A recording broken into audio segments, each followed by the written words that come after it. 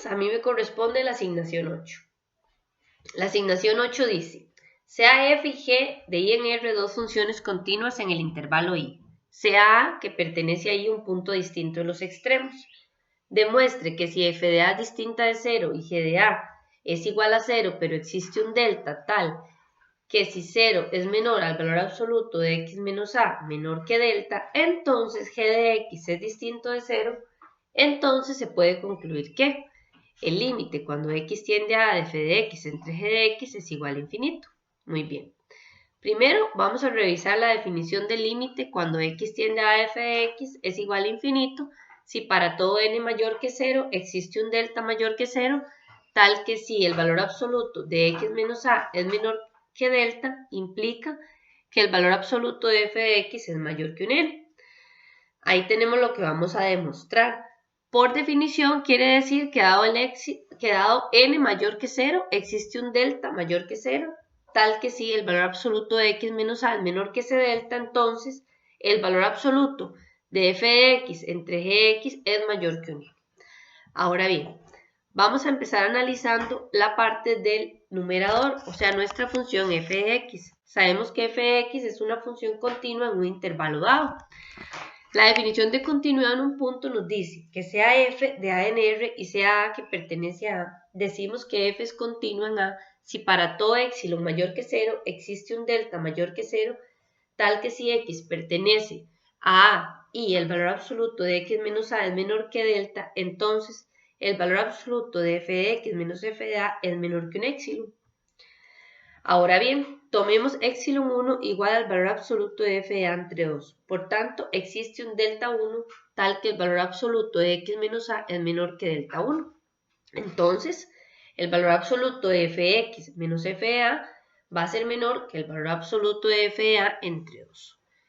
Muy bien, utilizando la siguiente propiedad de desigualdad triangular, tenemos lo siguiente.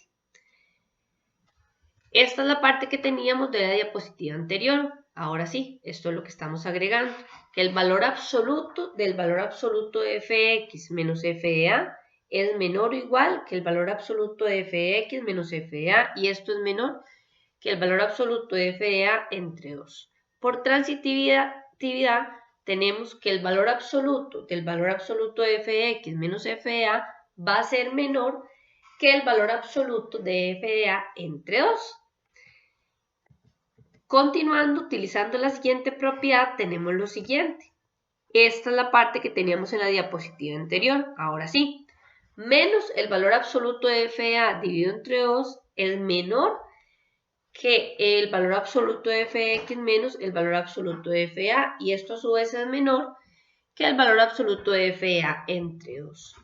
Sumando el valor absoluto de f de a en los tres términos, obtenemos que el valor absoluto de f de a entre 2 es menor que el valor absoluto de f de x, y esto a su vez es menor que 3 veces el valor absoluto de f de a entre 2. Y acá tenemos una parte, la primera parte de lo que queríamos, que era tener a f de x acotada por debajo.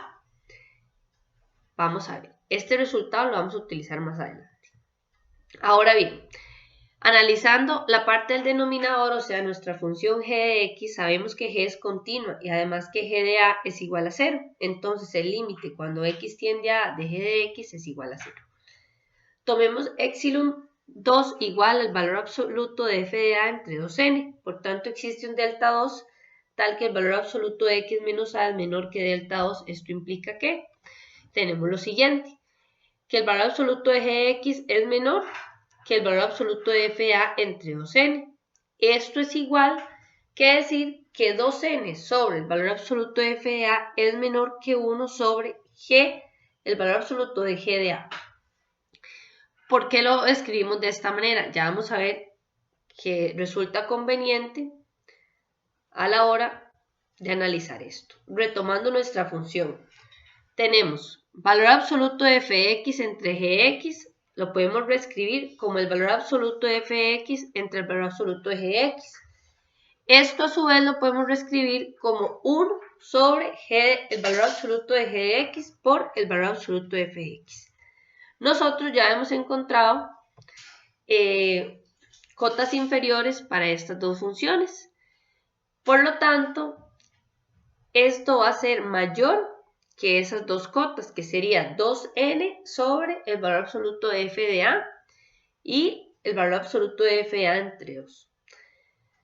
Que esto a su vez se cancela y nos queda el n. Ahora sí, volvamos a lo que queremos demostrar. Nosotros queríamos que para todo n mayor que 0, el cual ya lo tenemos, existe un delta mayor que 0, tal que si el valor absoluto de x menos a es menor que delta, entonces el valor absoluto de fx entre gx es mayor que n.